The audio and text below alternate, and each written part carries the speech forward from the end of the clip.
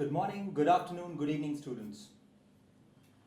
So today we will look at statement conclusion type of questions, where one particular statement is given to you and one or more conclusions are given to you, and you are to find out which conclusion, or if there is more than one conclusion which is valid, you have to choose those conclusions. What is the technique that is to be used in order to derive the conclusion from the given statement? Okay, so let's look at the example that is shown. So what are we talking about? We are talking about the older people. That is one thing. The second thing is we are comparing them with their peers, which means again we are talking about the older people. Okay, so there are two conclusions to this statement.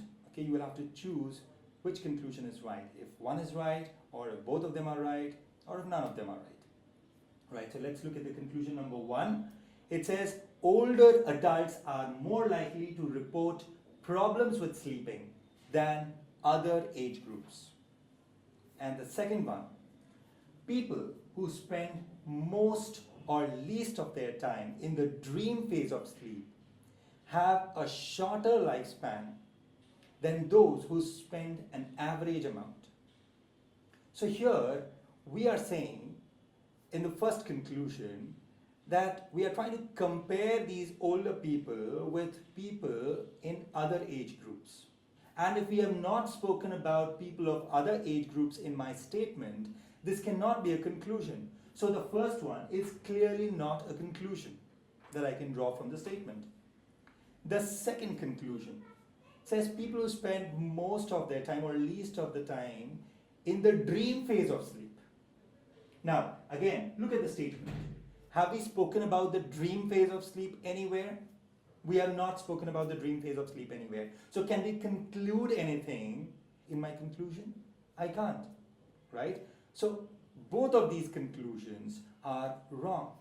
We cannot conclude any of these options, from the given statement. So you saw how, what we try to do is we try to find out whether, in the option, whatever we are talking about, have we spoken about that in the statement? If there is no reference of that in my statement, then I will say that conclusion is wrong, because conclusions can only be derived from facts which are given to us, and there is no fact which is given to us in that statement which relates to either conclusion 1 or conclusion 2. Okay, so I hope this video helps you in understanding statement and conclusion type questions. Thank you.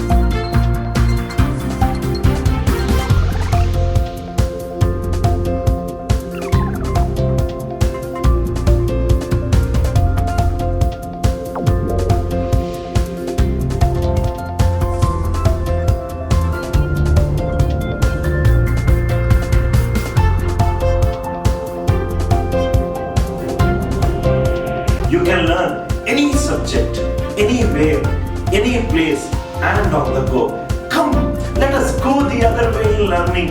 Download our revolutionary app for free AMC.